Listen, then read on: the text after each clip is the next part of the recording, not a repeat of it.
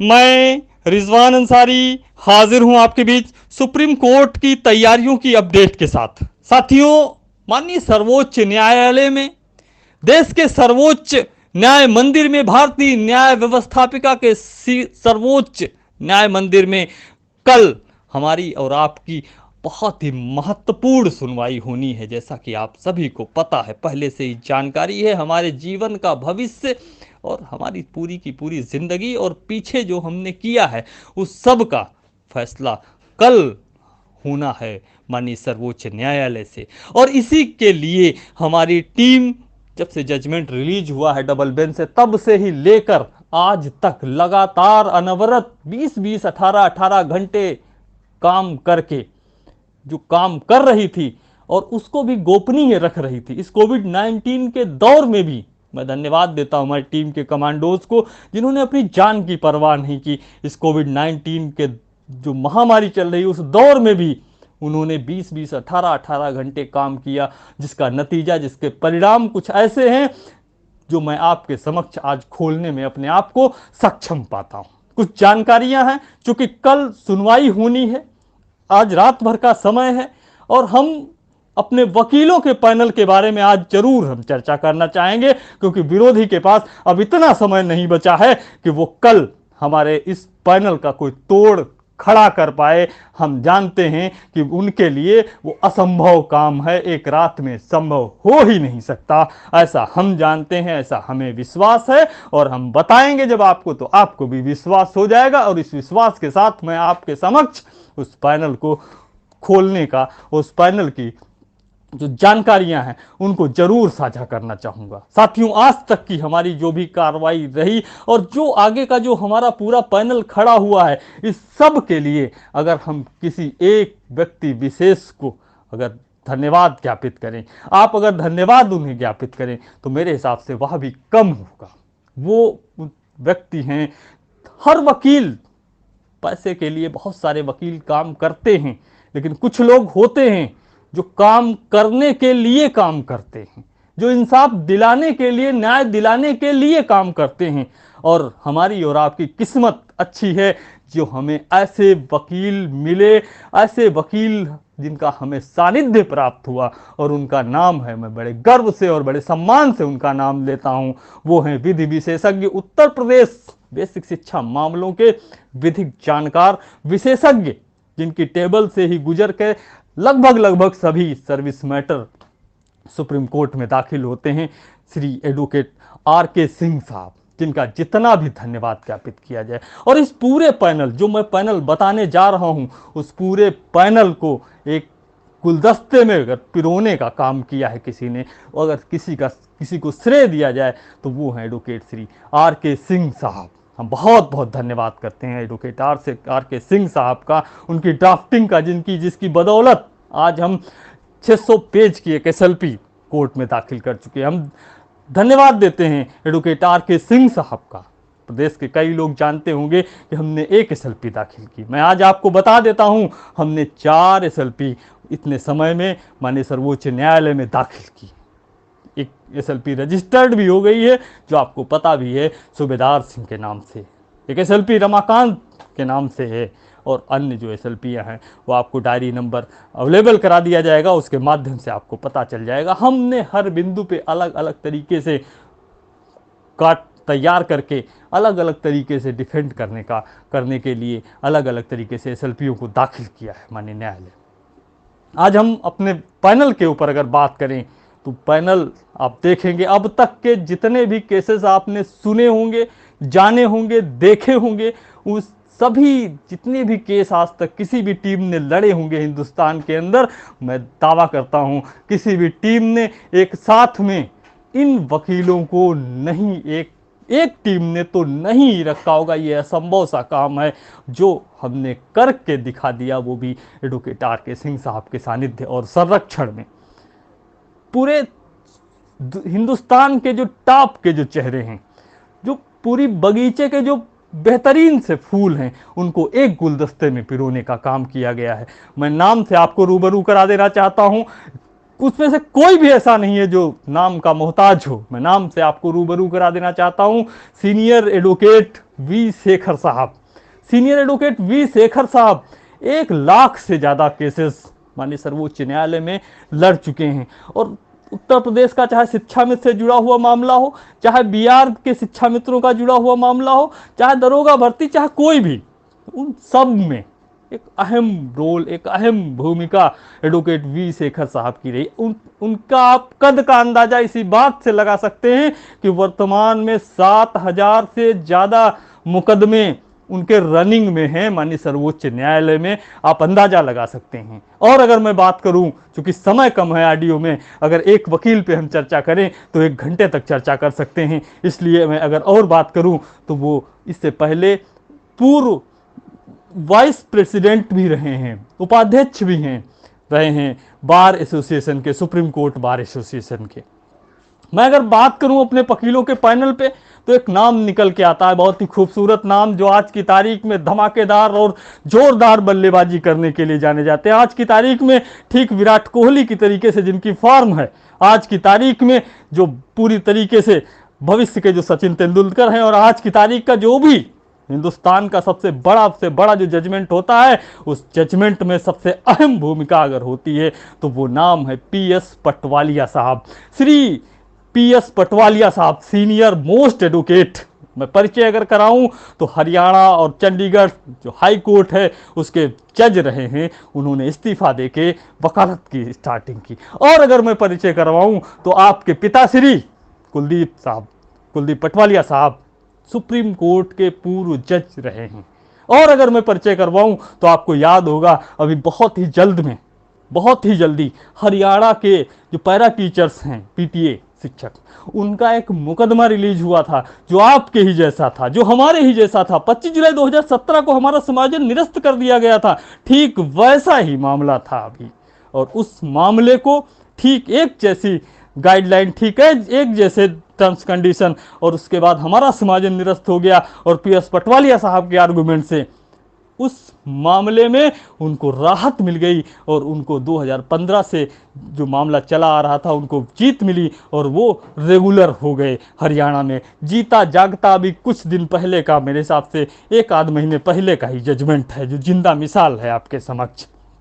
और अगर हम बात करें, आगे बढ़ते हैं तो बात करते हैं, एक नाम उभर के आता है बहुत ही खूबसूरत, जिसे पूरा हिंदुस्तान जानता है, पूरा हिंदुस्तान पहचानता है, किसी परिचय के मोहताज नहीं है। दिल्ली के अंदर हो चाहे प्रदेश के, हिंदुस्तान के किसी भी प्रदेश में हो, दुष्यंत दवे साहब इस समय मौजूदा टाइम में सुप्रीम कोर्ट बार एसोसिएशन के वर्तमान अध्यक्ष हैं।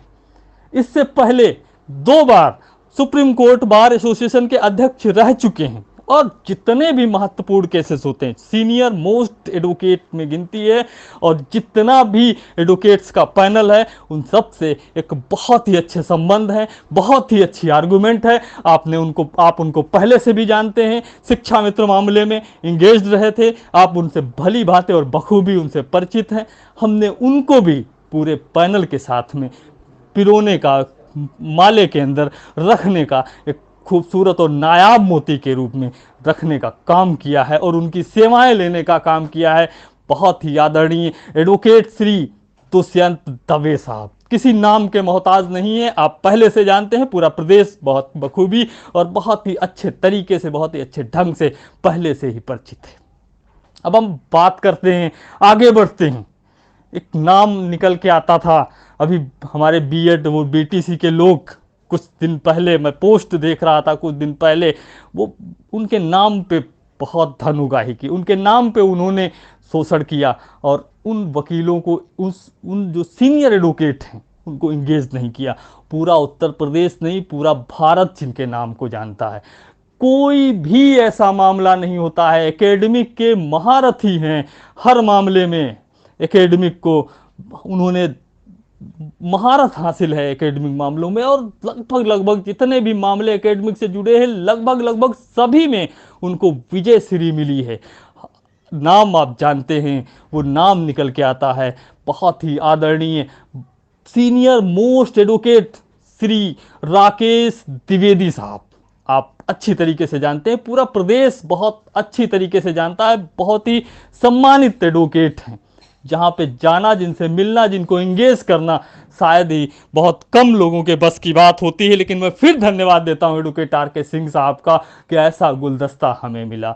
और मैं बात करूँगा, मैं आपको बताना चाहूँगा, मुझे बेहद खुशी है इस नाम पे जो मैं आपसे चर्चा करने वाला हूँ। वो नाम है एडवोकेट गोपाल सुब्रमण्यम साहब।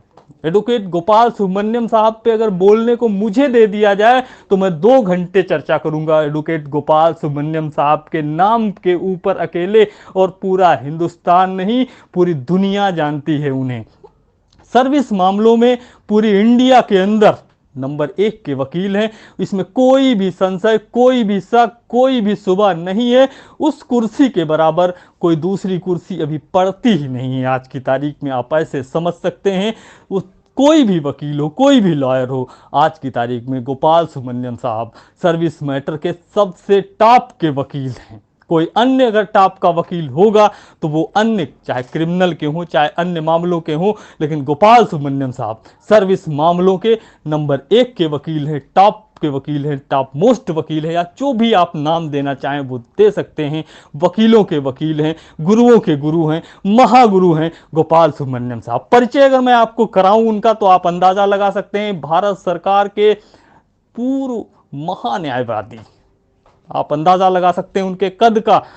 वो जो पूरे हिंदुस्तान के वकीलों का एक संगठन होता है, पूरे हिंदुस्तान में जितने भी हाई कोर्ट हैं, पूरे हिंदुस्तान में जितनी भी जिला कोर्ट हैं, पूरे हिंदुस्तान के जो सुप्रीम कोर्ट के जितने भी वकील हैं, उन सब की जो एसोसिएशन है, बार काउंसिल ऑफ इंडिया, उसके 2 बार अध्यक्ष रहे हैं पूरे हिंदुस्तान के वकीलों के। आप अंदाज़ा लगा सकते हैं, आप आइडिया लगा सकते हैं। अभी कुछ दिन पहले उन्हें भारत के मुख्य न्यायाधीश महोदय के द्वारा एक पत्र लिखकर या कहा गया था, आमंत्रित किया गया था सुप्रीम कोर्ट में जज बनने के लिए। आप सभी जानते हैं उन्होंने जज बनने के लिए बहुत ही विनम्रता से इनकार कर दिया था, बहुत ही विनम्रता से उस पे अपना विचार दिया था कि वह जज बनने के इच्छुक नहीं है माननीय सर्वोच्च न्यायालय में।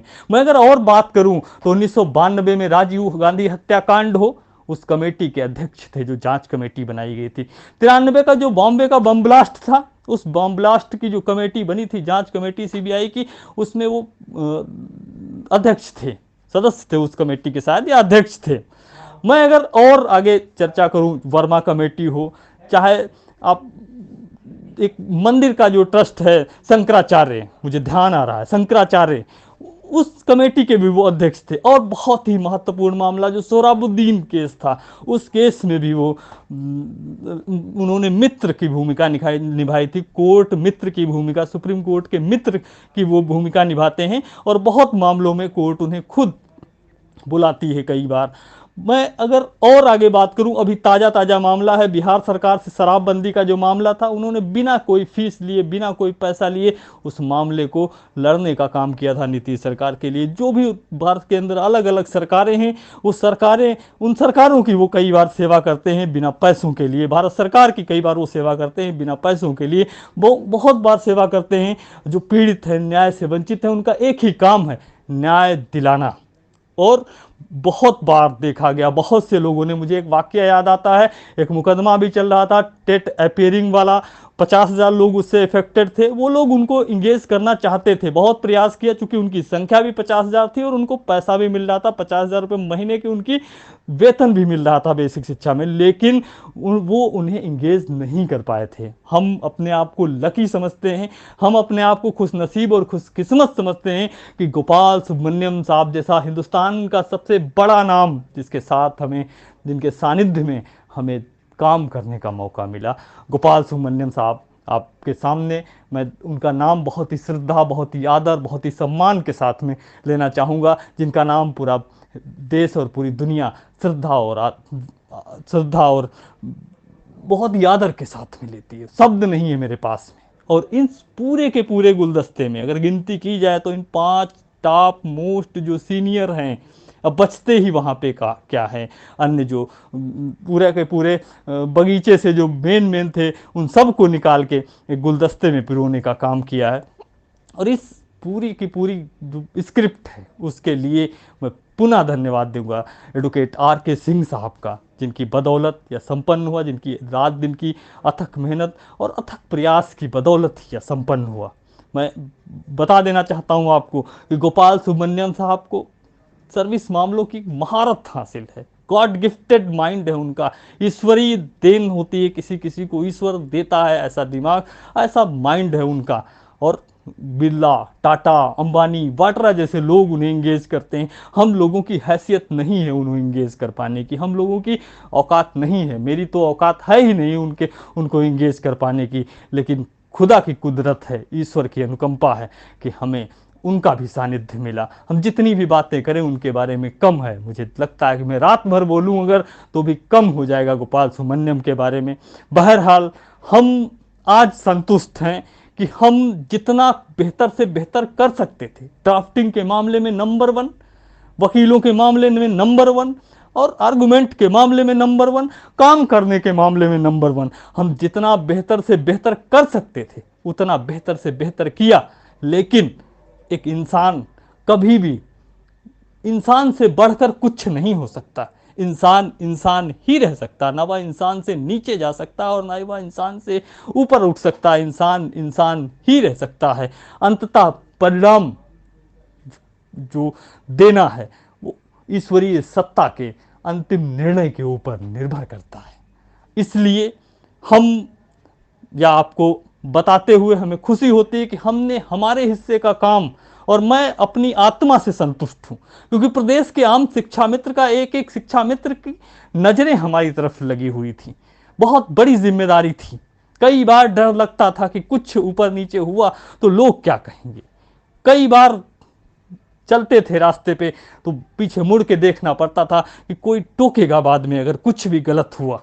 ऐसी स्थिति में हमने कई बार वो निर्णय भी, वो काम भी किए जो हमें हमें लगता था कि असंभव काम है, और उन कामों में भी हाथ डाला और हो गया। आपने कल देख लिया था वो नतीजा, अब उस पर तो हम चर्चा नहीं करेंगे, लेकिन ईश्वरीय अनुकंपा है जिसकी बदौलत यह संपन्न हुआ। इसलिए मैं आपसे और प्रदेश के तमाम साथियों से, हमारे तमाम जो जिम्मेदार साथी हैं और प्रदेश के आम शिक्षा मित्र से एक अनुरोध करना चाहूँगा, एक अपील करना चाहूँगा कि आप कितना भी अच्छा काम कर लें, आप कितना भी बेहतर आप प्रयास कर लें, लेकिन अंतिम परिणाम, अंतिम रिजल्ट ईश्वर को, भगवान को, अल्लाह को, वाहेगुरु को, जीसस को देना होता है। क्योंकि अंतिम परिणाम और अंतिम जो मोहर है, सबसे बड़ी वाली मोहर, वो वहीं रखी है, भाग्य की लेखनी वहीं पे रखी है। प्रयास करना आपके बस में है, प्रयास आपके हाथ में है, प्रयास आप बेहतर से बेहतर कर सकते हैं। और जो प्रयास हमने किए, हम उससे संतुष्ट हैं कि कल हमारी विजय का दिन होगा, कल हमारी विजय का आगाज होगा। हालांकि अंतिम नहीं होगा, आगाज होगा।